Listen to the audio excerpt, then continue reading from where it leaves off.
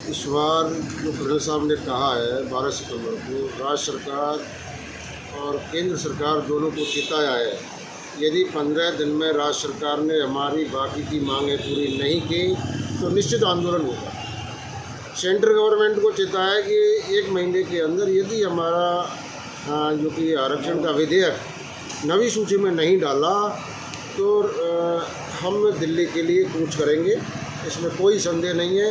और हम तैयारी जो कर रहे हैं आपको देखने को मिल रहा है। कल से हम सवाई माधोपुर में हैं, गंगापुर किया, खंडार किया है, खंडार के गाँव में भी गए हैं और लोगों में आक्रोश है, लोग तैयार हैं। लेकिन फिर भी हम सरकार से निवेदन करना चाहते हैं कि आप हमको आंदोलन मुगर नहीं बनाएं। यदि किसी भी तरह की असुविधा होती है, अशांति होती है तो उसकी सीधी जिम्मेदार राज्य सरकार होगी। हम नहीं चाहते कि प्रदेश में अशांति हो। विवश होकर के हमको आंदोलन करना पड़ेगा। हमारे बच्चों का जो भविष्य हक है, हम चुप नहीं बैठ सकते, उसको लेकर के रहेंगे। एक तरफ आपका हक की बात है, दूसरे जो देश में महामारी कोरोना फैल रहा है, इसको किस तरह आप पालना करेंगे? जब इतना बड़ा आंदोलन हमने पूर्व में किया और जब हम गोलियों से नहीं डरे, गोलियों से भूने गए, तो इस कोरोना से उसके बजाय तो मैं वैसे मरेंगे तो कोरोना से मर लेंगे, कहाँ दिक्कत आ रही है? ये तो राज्य सरकार को सोचना चाहिए कि मैं इस तरह का मौका नहीं दूँ।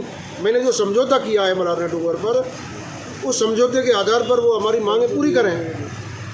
ये सारी जिम्मेदारी राज्य सरकार की होंगी यदि किसी भी तरह की कोई बात बनती है।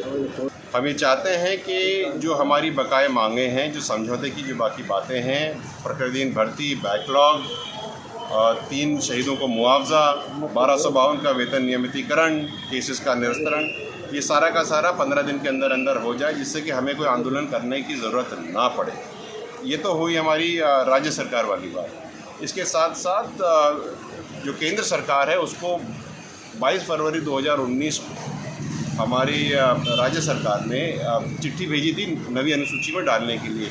अभी लोकसभा सत्र चल ही रहा है, जैसे आपको मालूम है, तो हमारे तो हाथ जोड़ करके करबद्ध निवेदन है माननीय प्रधानमंत्री नरेंद्र मोदी जी से कि जो 5% आरक्षण एमबीसी का है ये नवी अनुसूची में डालें, जिससे कि समाज के 5% आरक्षण को कवच मिले। हम ये चाहते हैं कि विश्वास दोनों तरफ बना रहे, लगातार बना रहे।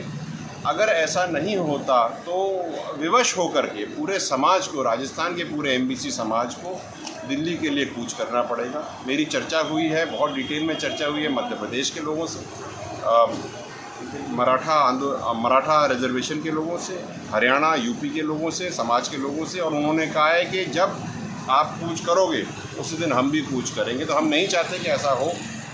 हाथ जोड़ के प्रार्थना है कि कृपया इसको नवी अनुसूची में डालें। मलारना डूंगर में आपका जो समझौता हुआ था उस पर क्या आपने जाम भी खोला था, उसके क्या कुछ मामला था?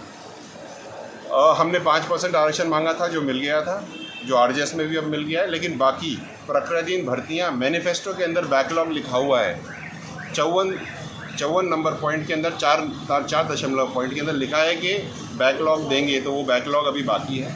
प्रकृतिन भर्तियाँ बाकी हैं, 3 शहीदों का मुआवजा बाकी है, आपका मुकदमे का निस्तारण बाकी है, ख़त्म होना बाकी है, बाकी तो सब कुछ है। 1252 का आपका वेतन नियमितीकरण। समय रहते अगर मांग पूरी नहीं होती तो क्या कुछ वहीं मलारना डूंगर से फिर एक बार कुछ करें, कोई और जगह? पूरा राजस्थान अपना ही है भाई साहब, हम कहीं से भी करेंगे। लेकिन बात यह है कि हम लोग आंदोलन की बात करते क्यों हैं?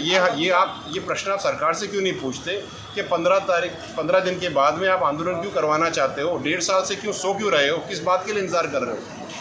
हम नहीं चाहते आंदोलन करना, हमें सरकार आंदोलन करवा रही है, ये आप लिख के ले लीजिए मुझसे। और आपके माध्यम से मैं पूरे राजस्थान के लोगों को कहना चाहता हूँ कि फिर से अगर हमें आंदोलन की राह पे भेजा जा रहा है तो वो सरकार के द्वारा भेजा जा रहा है। हम आंदोलन नहीं करना चाहते, हम लोगों को परेशान नहीं करना चाहते। लेकिन अगर हमारे हाथ बांधोगे तो हमारे पास कोई और तरीका बचेगा नहीं।